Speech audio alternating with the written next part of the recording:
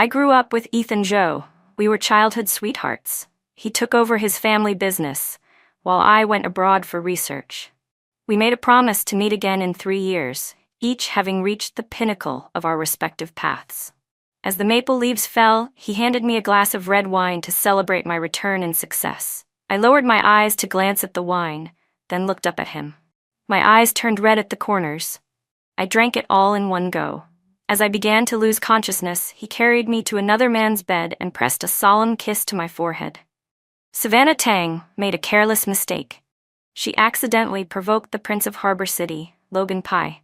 He made it clear he would only let Savannah go if I went to him instead. "I'm sorry," he said as he turned to leave. In that moment, I opened my eyes. My mind was filled with the question I had read the night before. Between the one who waited 3 years for you and the one who spent those 3 years with you, who would you choose? So tell me, Ginger, what are you really after? A deep voice came from the secret door in the room. A man stepped in, wearing a white shirt with a few buttons undone, sleeves rolled up to his elbows. It was Logan Pye, the Prince of Harbor City. We share the same parents, but only in name is he my brother. A year ago, my parents died in a sudden accident in Harbor City and left me in the care of the Pye family. Logan became my legal guardian, but no one in the capital knew about it, not even Ethan. I propped myself up on the bed. My tears had dried, but the corners of my eyes were still red. My gaze was hollow, devoid of spirit. Last night, Logan forwarded me a post titled, "Who would you choose? The one who waited 3 years, or the one who was with you for 3 years?" The story in the post felt painfully familiar. After college, Ethan and I agreed to chase our respective careers, to shine in our own fields and reunite at the top. Once I joined the research institute abroad, I was almost completely cut off from the outside world. The project was under the highest level of confidentiality. My coworkers often asked, "You've had a boyfriend back in the capital for this long? You don't worry that he'll stop loving you if you never contact him?" Their curiosity was genuine. I simply smiled sweetly and confidently, because I believed he wouldn't. Time and distance could never kill the love he had for me. I'd seen Ethan in his boldest, brightest moments. I was punished countless times just because I craved pastries from the Southern District and snuck out during curfews by climbing the wall. I'd seen him appear in Harbor City with an armful of flowers, just one day after he was still in the capital. He was vibrant and unruly, once broke a leg and got into fights just to protect me. The only time he was ever taken into custody was because someone had insulted me. He cornered that man in an alley and beat him within an inch of his life. That kind of boy gave me the most passionate and pure love. How could I ever believe he'd fall out of love? Bookmark. But in that post, even though everyone told Ethan that he truly loved me, his final line was, "I think maybe I'd choose the one who stayed with me for 3 years." A single sentence, yet it slashed my heart into pieces. "Logan, how do you expect me to move past this? Is this the truth about Ethan that you wanted me to see? That he chose Savannah Tang, the one who had been by his side for 3 years, and gave up on me?" I looked up at Logan. My eyes welled up with tears again. He sighed and came closer, leaned in slightly, and gently wiped the tears that were about to spill from my eyes. But no matter how tender his gesture, my heart couldn't stop aching. For 3 years, while Ethan laughed and talked with Savannah, I filled my journals with nothing but love for him. I longed for our reunion. I hoped that when the project ended, I could run into his arms again. But reality told me, somewhere along the way, Ethan stopped walking toward me. He bent down and picked a flower he liked more. Logan, my heart hurts so much. That moment I smelled the drugged wine. I wanted so badly to ask Ethan when exactly he stopped loving me. But I couldn't bring myself to say it. That sour ache lodged in my throat, choking me. I was afraid I'd lose control and break down crying. I was afraid I'd become the laughingstock of the entire capital. I sniffled and asked hesitantly, if I hadn't gone abroad back then, if I hadn't joined the research team, would things have been different? Logan cut me off. His tone turned firm, more serious than before. He cupped my face in his warm hands, his touch steady and unwavering. "You can love Ethan," he said, "but you can't give up on yourself for him. You told me yourself, you didn't want to be the kind of woman who clings to a man to feel whole. You have the ability to become the best version of yourself. So don't let a man who can't even control his own heart make you question who you are. You never made the wrong choice. Ethan did. He's the one who broke the promise. Every word from Logan landed on my chest like a 1,000-pound weight. I understood. I did. But I still couldn't let it go. Logan stayed with me all night, sitting in front of the floor-to-ceiling windows. He drank with me, listened to me pour out all the bitterness bottled up in my heart. He was 5 years older than me, and a truly dependable big brother. When I woke up the next morning, my head was pounding. I sat up in bed, trying to piece together the events of the night before. Just as I was about to get up, Logan happened to push the door open. "You're not going to sleep a little longer?" he asked. I shook my head. "No." Without saying a word, he picked up my slippers and knelt down. His palm, warm and rough, wrapped around my ankle. I froze for a second, startled by the unexpected intimacy. When I instinctively tried to pull my foot back, he gripped a little tighter and looked up at me. "I'm your brother." I mumbled a half-hearted, Then Logan added, "Ethan's been waiting downstairs for a while now. He wants to see you." His eyes lingered on me as his voice trailed off. I bit my lip without thinking and clenched my fists just a little. I shoved the ache in my chest back down and forced a smile onto my face. "Right now, I'm your little golden canary." Logan raised an eyebrow and let out a small, helpless laugh. "Fine, then how about this? Your brother's little canary is invited to a pool party tonight. You interested?" "I am," I replied with a smile. During my 3 years at the Research Institute, I barely had any freedom. Now that I could finally breathe a little, all I wanted was to relax and reset, get myself ready to dive back into my career. The party wasn't huge, but everyone there had status. Heiresses from prominent families, executives from high society. Since my parents passed away, the Tang family had been entrusted to Uncle Pengji. It hadn't fallen apart, but it wasn't the same either. I sat quietly in a corner, waiting for Logan when Ethan approached. His secretary, Savannah Tang, followed behind him. She was the one who had been with him for those 3 years. This was my first time seeing her in person.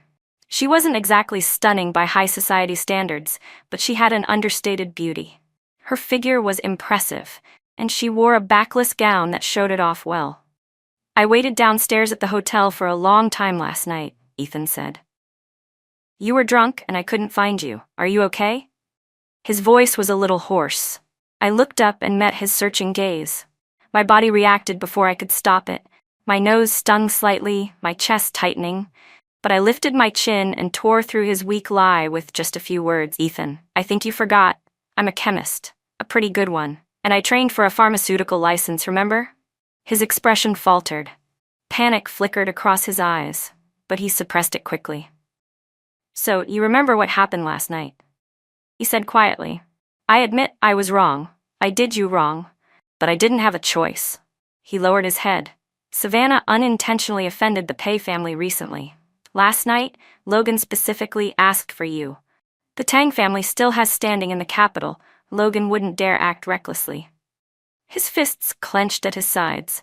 His expression was conflicted but strangely certain, as if he wasn't sure whether he was trying to comfort me or himself. "And what about my reputation?" I asked. I held back my emotions and asked quietly, "What if it hadn't been Logan last night? What if it had been someone else? What would have happened to my reputation then?" Savannah Tang, who had been silent and overlooked for a long time, suddenly looked like she was about to cry. Her eyes were red, as if she were struggling to hold something back. A mocking smile tugged at the corner of my lips. I was the one who got hurt. I was the one betrayed by the person I loved. So what exactly was Savannah feeling so wronged about? "Miss Tang," she said, her voice low, "this is my fault. I didn't expect Ethan would try to protect me by." She trailed off, her voice choking. "Of course it's your fault." My tone was even. Ethan's expression didn't change. Clearly he hadn't expected me to point the finger directly at her. "I'm sorry. It's all because of me. Ethan only." Savannah suddenly bowed deeply as she apologized, her words subtly laced with implication. She kept calling him Ethan, like it was some sweet familiar habit. Ethan didn't say anything, but his brows furrowed tightly, a flicker of unease flashing in his eyes. When I didn't respond right away, he grabbed Savannah's arm and turned to me. Ginger, this has nothing to do with Savannah. I made the decision. So if you're angry, yell at me, hit me, do whatever you want. Just don't make things difficult for her. He stepped in front of her protectively, shielding her from me. He looked at me like I was the threat. I lifted my head and looked at Ethan, really looked at him for the first time since I came back. He hadn't changed much, still so handsome. But now there was a steadiness about him that hadn't been there before, and less love in his eyes. What a shame. The boy who once threw himself into chaos to protect me had become someone else's hero. The promises of youth in the end were too light to last. After a long silence, I finally spoke, my voice soft but firm. Ethan, let's break up. He looked stunned. Ginger, do you even know what you're saying? If the love is gone, then we should let each other go, I said with a light smile, feigning calm. We should break up with dignity, not turn it into a scandal that everyone talks about. After graduation, Ethan had planned an elaborate confession. He bought out every camellia painting in the city and lit fireworks all night, just for me. He said his little princess deserved the best the world had to offer. Even though we'd known each other since childhood, we didn't start our relationship on a whim. It was mutual, deliberate. We both worked hard. We gave it 3 years. People envied us. For a long time, we were the talk of the capital. A perfect love story. But Ethan's voice suddenly hardened, almost gritted. I don't agree to this breakup. Behind him, Savannah wobbled unsteadily, her tears finally falling. Still, she remained quiet, enduring, like a delicate little white flower refusing to wilt. Before I could say anything, she spoke, voice trembling. Then what am I? Yes, exactly. If we're not breaking up, what is Savannah to him? And what am I? He had already hurt me for someone else. So why still pretend to be deeply in love and full of regret? Ethan, I said coldly, since you chose Savannah, then I'll step aside. Savannah looked devastated, her expression twisted in pain and resolve as she turned and ran off, face buried in her hands. Savannah. Ethan instinctively took a step to chase after her, but then he seemed to remember I was still standing there. He stopped. His face was torn, complicated. We'll talk later, he said. Ginger, I owe Savannah too much. I'm sorry. Owe her? For what? For staying by his side for 3 years? But didn't I wait for 3 years too? I gave a bitter smile. And when I looked up again, the two of them had already vanished from my view. Brother, the show's over. You can come out now. I picked up the juice on the table and took a sip through the straw. It tasted sour and sharp. The taste hit my tongue, sharp and bitter. Logan, dressed in his usual loose white shirt, walked toward me with one hand in his pocket. His steps were steady, unhurried. Every socialite we passed gasped behind their hands as he went by. He rarely came to the capital, but his reputation, like that of a living devil, had arrived long before him. Ruthless, sharp, and never leaving loose ends. He was 30 this year, yet there wasn't a single woman by his side, not even one he pretended to keep around. Ethan, meanwhile, seemed to be regressing. Logan gave a cold laugh. I didn't respond. I only said, people change. Savannah isn't someone to underestimate, he said. She might not love Ethan, but she definitely loves his money. I didn't argue. He wasn't wrong. When Savannah ran off earlier, she glanced at me from the corner of her eye. There was calculation in her gaze, and a mocking smile on her lips. If nothing unexpected happened, I figured the news of her and Ethan being together would go public by tomorrow. My return had become a twist in their love story, a bitter, ironic plot device. I'm going back to Harbor City next week, Logan said, his gaze falling on me. The hand I held my glass with froze. Is there anything left in the capital for you? He asked, already knowing the answer. There's nothing, I said. My parents are gone. Ethan doesn't love me anymore. This city, it's no longer home. It didn't surprise me. What did was how fast Ethan acted. That very night he made it official with Savannah. His latest social media post read, "After hardship comes peace, and after clouds, the moon shines bright. Thank you." The picture showed him holding hands with Savannah. Our friend circles overlapped a lot. Some people, mistaking her for me, commented things like, finally. 3 years. When's the wedding? I can't wait to drink at your reception. Still smells like childhood sweethearts. Don't forget to invite me, Ethan. But Ethan quickly realized the confusion. He deleted the post, re-uploaded it with Savannah's name clearly mentioned, and added more affectionate couple photos. That's just who he is. When he loves someone, he gives them everything. He won't let them suffer even a scratch. He'll ignore gossip, face the world for them, show off their love without a second thought. He wants everyone to know he's in love with Savannah Tang. And me, Ginger Tang, I was just a reckless part of his youth. He messaged me privately. Ginger, these past 3 years, Savannah has been by my side, taking care of me. She's become the most important part of my life. I'm sorry, let's move on. My hand trembled uncontrollably. I tried to tell myself he had already let go, that he had forgotten me. But I couldn't convince myself. My eyes burned and big heavy tears splashed onto my phone screen. Was this closure, or just the end? 25 years of feelings drained away. I took a deep breath and forced a smile at my reflection, tired, messy, broken. I typed, "Okay." But when I hit send, all I got was a red exclamation mark. That tiny symbol shattered every last bit of the strength I had left. I thought I wouldn't hurt anymore. But my heart still clenched and ached, each beat a stab. I couldn't hold it in anymore. I broke down and cried. Loud, gut-wrenching sobs filled the room, bouncing off the silent walls. I didn't stop until Logan knocked on my door. He stood outside, the hallway dark, his shadow stretched long by the light in my room. "When you're done crying, just forget him," he said. "Ethan's not worth shit." I sniffled hard and messily wiped away my tears. Logan walked into the room, his deep eyes reflecting something I couldn't quite read. Holding a cup of warm milk, Logan spoke with a mocking tone. "You really liked Ethan that much? Was he really that good? Good enough to make you cry over and over?" He walked closer, set the milk down on the table and added, "He's just Ethan. He doesn't deserve you." I bit my lip and looked up, only to meet Logan's gaze directly. A second later, he planted both hands on the table, boxing me in with his arms. "Ginger, I know your feelings for Ethan aren't something you can just shut off overnight. Maybe you never will, but stop crying over him." My emotions were still sinking, heavy and sticky. I didn't want to deal with Logan right now. "Maybe," he said softly, "you could try turning around and see something new."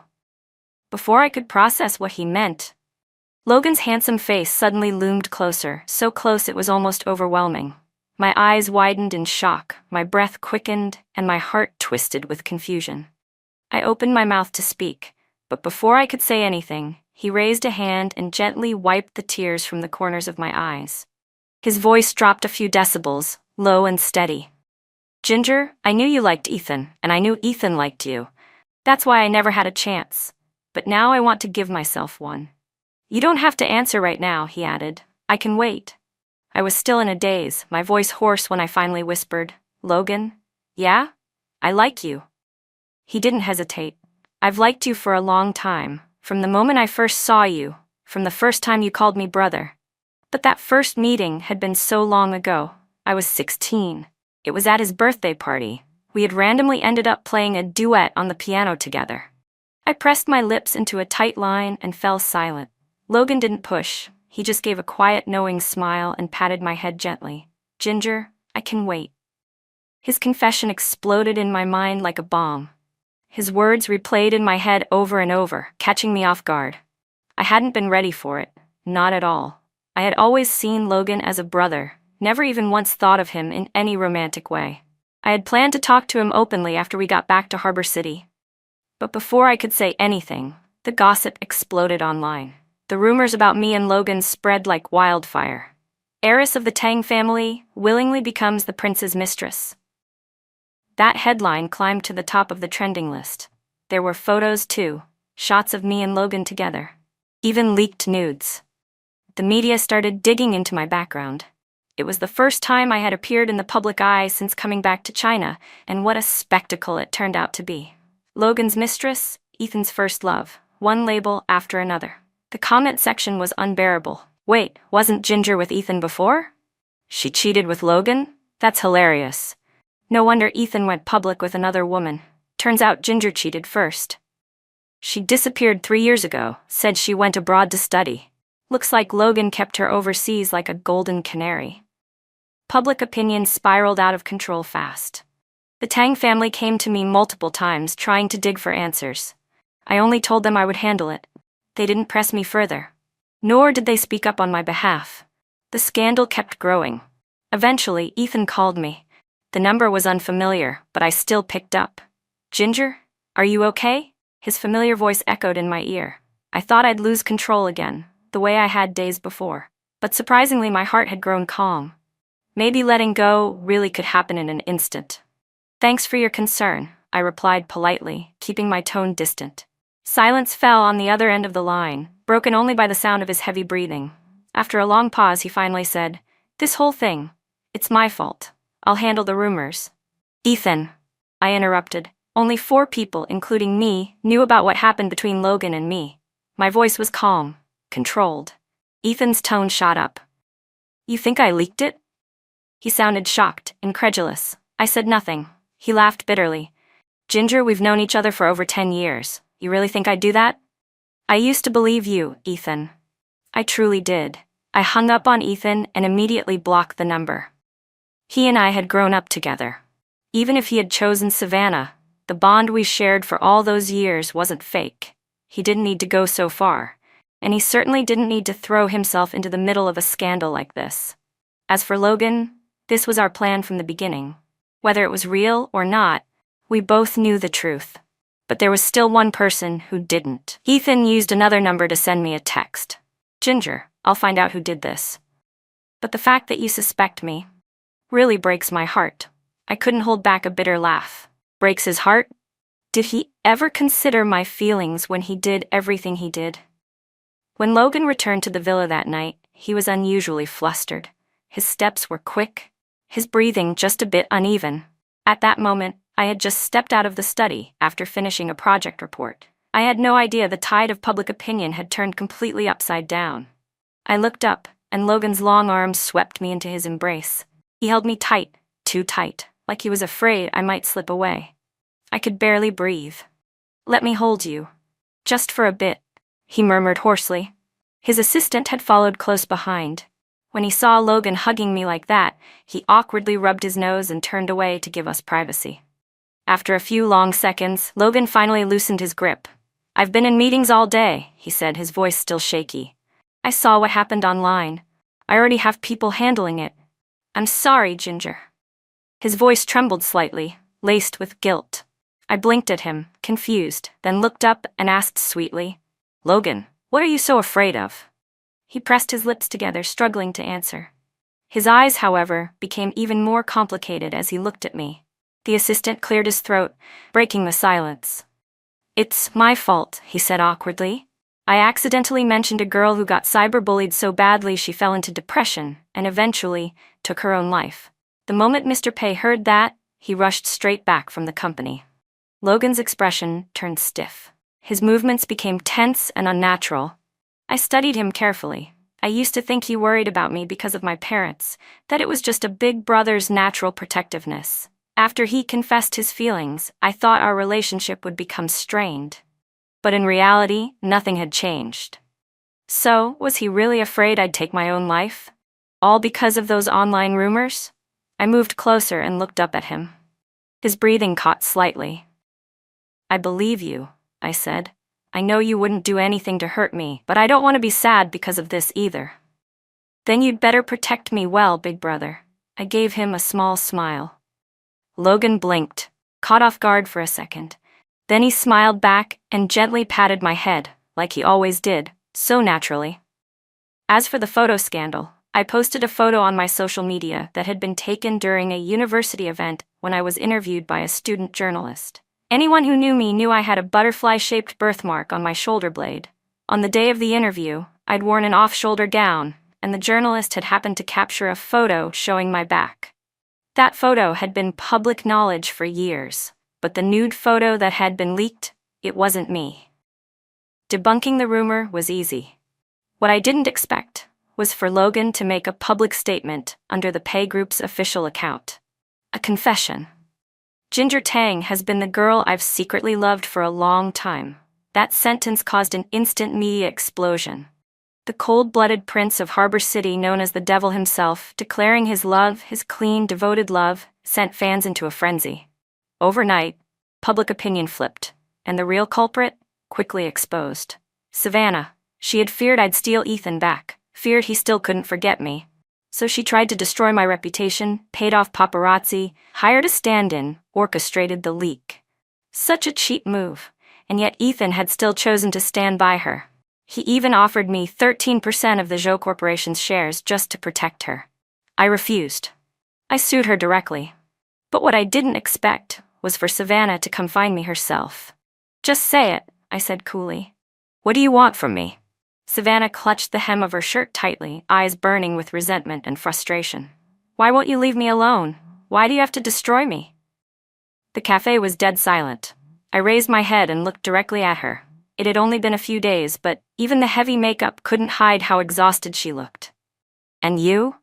I asked, my voice calm but sharp. "There's nothing between us, no history, but you made me the target of all this. Am I not allowed to defend myself?" My cold gaze swept over her. "Because Ethan has always loved you," she blurted. I froze for a moment, hands still holding my coffee cup. Savannah let out a bitter, self-deprecating laugh. "Ethan might be able to lie to himself, but he can't lie to me. He doesn't love me. Ginger, I stayed by his side for 3 years. I was there through the worst of it. When he was sick, I didn't sleep a night. I took care of him. When he was drunk, I brought him sobering soup in the middle of the night. When something happened, I was always the first one there. But he doesn't love me." Her voice grew louder, more desperate, eyes reddening, her fists clenched under the table. "What gives him the right not to love me?" I looked at her and asked quietly, "So why did you come back?" She snapped, her laugh hollow and full of pain. "You ruined everything I built, everything I worked so hard to protect. Just by showing up, you turned all my efforts into nothing. Worthless." I couldn't help the mocking smile that curled on my lips. "You're upset, and I'm not supposed to be. Ethan and I had known each other since birth, 22 years, if you don't count the 3 we spent apart. We were family, friends, lovers, and yet, even knowing we were together, you still chose to interfere. So what right do you have to complain about being the victim here?" I set my coffee down, reached into my bag, and pulled out a file folder, sliding it across the table to her. Savannah's expression faltered, turning sour. I stared at her and said clearly, "Just because I'm gentle doesn't mean I'm easy to bully." She took the folder, opened it, and her pupils dilated. She looked up at me in disbelief. Ever since the pool party, I'd had my suspicions, so I had someone dig into her background. Everything she presented to the public was fake. Ethan had never done a proper background check on her. Savannah's real name was Sherry Zhao. She'd been married at 16. Later, she faked her own death and escaped from the mountains. She was a woman who clawed her way up from nothing, and she was desperate to climb higher. There was nothing wrong with that. There's even nothing wrong with using other people's bones as your ladder. But her mistake was not having the power to knock others down, and pretending she did anyway. "You're talented," I said, "smart even, but you used your cunning in all the wrong ways." With that, I picked up my bag and left the cafe. Savannah sat frozen in place, stunned and speechless. At the villa on the outskirts of town, I was rolling my suitcase out the gate on my way to the airport when Ethan jumped out of his car and rushed over. He reached out to stop me, eyes fixed on my luggage. "Where are you going?" I smiled politely. "I don't think that's any of your business, Mr. Zhou." He looked shocked. You called me Mr. Zhou." "Ginger, we're childhood sweethearts. Since when do you call me Mr. Zhou?" His expression was filled with disbelief. I found it laughable. He had blocked me first. He was the one who said to move on. And yet, just a few days later, he acted like none of that had ever happened. "What do you want from me?" I asked, keeping my tone even. My voice was calm, emotionless. Ethan's face darkened. "Why didn't you ever tell me you knew Logan?" Ethan asked, his voice tight. "And you never said you had family here these past 3 years either." His face had gone a little pale. I took a deep breath, pressed my lips together, then forced a calm smile. "Ethan," I said gently but firmly, "whatever is between Logan and me has nothing to do with you anymore. You came here today because of Savannah, didn't you?" I must have hit the mark because his brow furrowed. The Zhou family held influence in the capital. If you wanted to protect Savannah, it would have been easy, but I had the Tang family behind me, and Logan. "So what? You expect me to let go of everything?" To brush this all under the rug and forgive and forget? I narrowed my eyes. Ethan, have you forgotten? I never owed you anything. And I especially don't owe Savannah anything. If she's bold enough to come after me, she'd better be prepared to face the consequences. As the last word left my lips, I no longer cared about Ethan's expression. I rolled my suitcase past him. He instinctively reached out and grabbed my arm. You're going to Harbor City with Logan? His tone was resolute, but his eyes betrayed something deeper: regret, maybe even fear. Your home is here in the capital, he said, lips parting like he wanted to say more. I just smiled. But there's no one here I want to stay for anymore. I got into the car. Through the window, I saw Ethan still standing in place, frozen, as if the weight of what I just said hadn't hit him until now. His eyes were empty, unfocused. I had no idea what he was thinking, until the car engine roared to life and the exhaust trailed behind us. That was when he snapped out of it. In a daze, he scrambled into his own car and slammed the gas pedal to the floor. Even he didn't know why he was chasing after mine. All he knew was that if he didn't go after me now, this might be the end. Forever. And he couldn't bear that. Just the thought that I might never belong to him again, it tore him apart. After we graduated from college, we thought we had forever ahead of us. But it only took 3 years of separation for everything to change. Those 3 years, he missed me terribly. I was in his dreams, in his drunken thoughts. He counted down the days. Every single day, he pushed himself forward, non-stop like a machine. The moment he paused, loneliness crept in like a monster, swallowing him whole. Until he met Savannah at a business dinner. She didn't stand out in a crowd, but there was something about her that reminded him of me. Her determination, her clarity, the way she never flinched, even when old industry veterans tried to drink her under the table. I'll drink, she'd said, but only if you agree to my terms in the contract. That one sentence caught his attention. He kept finding little pieces of me in her. That's why he kept her close. Gave her special treatment, something even he didn't realize he was doing. Savannah attended every event with him, took care of every detail. She never complained, never asked for more. And over time, he noticed the way she looked at him. The respect turned into affection. Eventually, into love. He saw it. He knew it, but he didn't dare return it. Because he still loved me. The closer it got to my return, the more anticipation turned to fear. A week before I came back, he posted a question on a social platform. He was lost. He didn't know whether he loved Savannah or me. One waited 3 years, the other stayed by his side for 3 years. Eventually, he thought he'd figured it out. He chose Savannah, but somehow everything veered off course. The night he made it official with Savannah, he didn't want to post anything. But Savannah had said, back then when you were with Ginger, the whole world knew. Your love was loud and proud. Why is it that with me, it has to be quiet? You won't even post one photo. And she was right. Why? He had chosen Savannah, hadn't he? So in the end, he posted it. But the moment Ethan posted it, he realized something wasn't right. Everyone was congratulating him for being with me. Comment after comment, blessing after blessing, came pouring in. And reading them stirred something in him. It hurt in a way he didn't expect. After the storm, the moon finally shines through the clouds. But what about his Ginger? They'd waited for each other for 3 years. How had it all come to this? Ethan couldn't make sense of it. The more he looked at the comments, the more shaken he felt. He was so lost in thought that he didn't even notice Savannah crying beside him until she tugged his sleeve to bring him back to reality. He deleted the post. Then, at Savannah's urging, he reposted it, this time with carefully posed photos of the two of them looking like a couple. She even sent it from her own account and messaged me directly. By the time Ethan found out, it was too late. Savannah had already blocked me. Later, he told himself maybe that was for the best. He'd made his choice. It was over with me, wasn't it? But every night, he couldn't sleep. The insomnia, the restlessness, it drained him. When the scandal about me exploded online, his heart nearly stopped. He knew, without a doubt, I wasn't that kind of person. But the thought of me being insulted, attacked, it was unbearable. He grabbed his assistant's phone and called me. And I suspected it was him. That moment filled him with a kind of despair and frustration he couldn't contain. Was everything we had, Decades of memories, so fragile that one misunderstanding could shatter it. He wanted to argue, to explain. But then I said, I used to trust you.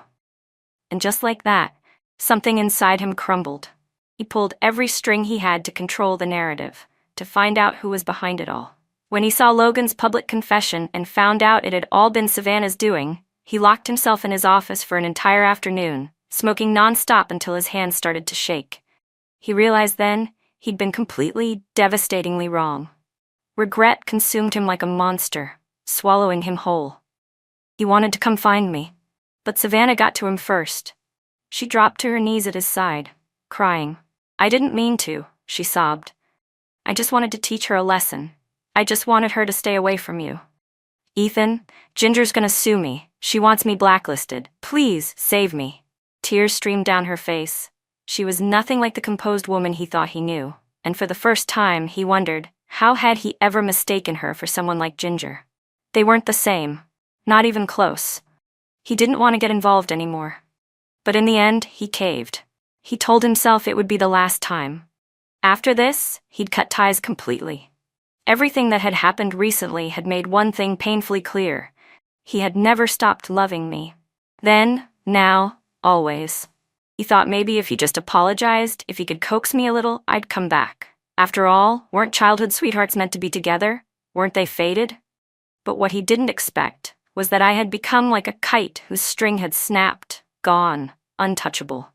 Ginger, Ethan chased after me, disheveled, desperate. When he stopped in front of me, I frowned. If this is about Savannah, I said flatly, I suggest you get in touch with a lawyer. It's not about Savannah, he blurted. He reached out for my hand, but I stepped aside, guarded. His arm froze midair. Please, don't go, don't leave for Harbor City, he begged, his voice shaking. Stay. Just stay. We haven't seen each other in 3 years. You've been back for a while now and we still haven't had a real conversation. Can't we just talk? I was losing patience. What do you want, Ethan? He hesitated, then forced a bitter smile. What if I said I just realized it's always been you? That I've only ever loved you? Would that change anything? No, I cut him off, voice calm, firm, and just like that, all the pretense dropped from his face. His eyes turned red, his body trembling slightly. Ginger, I was wrong, Ethan said, his voice cracking. I don't love Savannah. I only ever saw her as a reflection of you. I didn't see my own heart clearly. I looked at him calmly. If it had been the old me, seeing Ethan like this would have torn me apart. I would have felt heartache, maybe even pity. But now, there was nothing. My heart didn't stir at all. Not far away, I saw Logan striding toward me from the branch terminal. He wore a black trench coat, his tall frame cutting clean through the crowd with long, purposeful strides. As I moved to walk past Ethan and toward Logan, Ethan suddenly grabbed my arm, hard. Ginger, he said, panicked. I stopped and stared coldly at him. Ethan, you're an adult. You should know what's appropriate and what's not. I don't know, he said, eyes wild. I just know I can't let you leave with Logan. Logan reached us then, his gaze sharp as a blade as it swept over Ethan. Ethan glared back, his expression stormy, his posture tense with hostility. Logan, Ginger isn't going with you. When I gave her to you back then, that was my mistake, and now I'm going to fix it. Logan let out a low, mocking laugh. His eyes sparkled with defiance, his tone cocky and unbothered. Your mistake was falling for her in the first place. Logan? Ethan snapped, his jaw clenched, his fists curled tight at his sides. You can have anything you want, anything except Ginger. Logan didn't reply. He simply looked at me then, without warning, swung a fist and punched Ethan hard across the face. Caught off guard, Ethan stumbled back from the impact. His fury ignited instantly. Logan, you son of a... The two of them started throwing punches right there in the airport lobby. 2 men over 6 feet tall, swinging and crashing into each other as stunned travelers scrambled out of the way. I stepped back, letting them go at it for a moment before raising my hand and waving over the patrolling officers nearby. Break it up, one of the officers shouted, rushing in with his partner to pull them apart. Neither of them gave in easily, but it was obvious Ethan took the worst of it. Logan had been aiming for his face, his jaw was bleeding, and his expression was distorted in pain. He didn't hold back. Logan's assistant stepped in to deal with the aftermath. In the VIP lounge, Logan sat beside me, his large warm hand wrapped tightly around mine. The gesture was deliberately intimate. I could tell he did it on purpose. Ethan sat across from us, his eyes locked on our joined hands like they burned him. "Ginger," he said through gritted teeth, "do you really believe Logan could love you? Do you know what kind of person he is?" I raised my head and looked him dead in the eye. "Ethan, that drug and the wine at Maple Banquet, I gave it to Logan." His expression froze. He stared at me in shock, color draining from his face. His lips moved, but no sound came out. "The night before I returned to the country," I continued, "I saw the post you shared. The one who waited 3 years and the one who stayed for 3 years. Who would you choose?" I pulled my diary from my bag and placed it on the table in front of him. "It's filled with everything I wrote about you. 3 years of love. 3 years of waiting." I didn't look away as I said, "Yes, I set up a trap with Logan that night. It was manipulative, maybe even cruel, but it worked." Ethan shook his head violently. He wanted to deny it, to say it wasn't like that, but the truth had already taken root. The results couldn't be undone. "When I found out you chose Savannah," I said quietly, "I questioned my decision. I thought maybe if I hadn't gone abroad, things wouldn't have turned out like this." "But no," I said. "If it hadn't been Savannah, it would have been someone else, Jenna, or Lila, or whoever came next. Savannah's appearance was a wake-up call, a reminder." "So Ethan, there's no going back." "No, Ginger, he tried to explain, but the words caught in his throat. "I just didn't see clearly," he whispered, defeated. I gave him a faint smile. The Ethan I used to know never had trouble seeing clearly. Even if it killed him, he used to protect me from everything. But now, at 25, Ethan had learned how to weigh options, how to choose the optimal solution. Back then, he could have risked everything he had. Ethan gone all in to fight Logan for me. But he didn't dare. Sacrificing me was the safest choice. Logan and I still boarded the plane to Harbor City. As we left, I caught a final glimpse of Ethan holding my diary, crying like a child. But that had nothing to do with me anymore. Goodbye, Ethan. After I left, Ethan sat in the VIP lounge night after night, flipping through that diary. All those sweet memories from before, all the hidden pieces of love she had buried deep inside herself. Every moment she documented during her loneliness and longing, they wove into a sharp, tangled net that tore his heart to shreds. While he had drifted away in those 3 years, Ginger's love for him had only grown more solid. August 23rd, just arrived in Country A. Everything feels so unfamiliar. I wish Ethan were here. Should have convinced him to study this major with me. But he'd probably get a headache just trying to pronounce these chemical terms. Haha, Ethan's more suited to be a CEO. He can make the money, I'll do the research. August 24th. It's only my 2nd day here, but it already feels like I've been apart from Ethan for forever. 1 day apart feels like 3 years. I miss him. August 26th. A coworker asked me who Ethan was, said I mumbled his name all night in my sleep. Ethan. Ethan is the love of my life. September 1st. Even people here know Ethan's name now. They're all asking for wedding candy. I told them, just wait, 3 years from now I'll bring you cake and wine at our wedding. September 10th. An experiment failed today. My head hurts, I'm frustrated, but just looking at Ethan's picture made me feel better. Ethan, you're my medicine. When I'm back, I'm giving you a Best Boyfriend award. October 2nd. So busy I almost forgot to miss Ethan today. My coworker asked, what if Ethan cheats on you one day? I laughed. Ethan? Cheat on me? I'd sooner believe the sun went out. I scolded him quietly. He said I have love brain cancer. October 10th. Small progress on the project today, but a giant leap closer to being with Ethan again. December 30th. New Year's Eve. Wonder who Ethan is spending it with. I'm just here with lab equipment. Boo-hoo. January 4th. My advisor had to make a trip back to China. I asked him to check in on Ethan. When he returned, he said Ethan's doing well, but the tone in his voice, it was off. He told me not to overthink it. What happened, Ethan? By the time Ethan reached this part, he was sobbing uncontrollably. That same day, after a corporate dinner, Ginger's advisor came to find him. The man's gaze was sharp, lingering for a beat too long on Savannah standing behind him. The advisor didn't say anything, but his eyes said everything. Ethan panicked, instinctively reached out, grabbing the man's arm to explain, she's just my assistant. There's nothing between us. The advisor offered only a polite smile and pointed to the lipstick stain on Ethan's collar. Ethan opened his mouth, but no words came. Before he left, the advisor said softly, "Back in the capital, everyone talks about you and Ginger. She really loves you. I hope you won't do anything to hurt her." Ethan nodded, just barely. But in the end, he didn't listen. He hurt Ginger and destroyed the bond they were supposed to cherish forever. Carefully, Ethan closed the diary. Back at the office, he was prepared to end things with Savannah once and for all, until he got the news. Ginger had withdrawn the lawsuit. She was still so kind. Even though she'd suffered the most, she just let it go.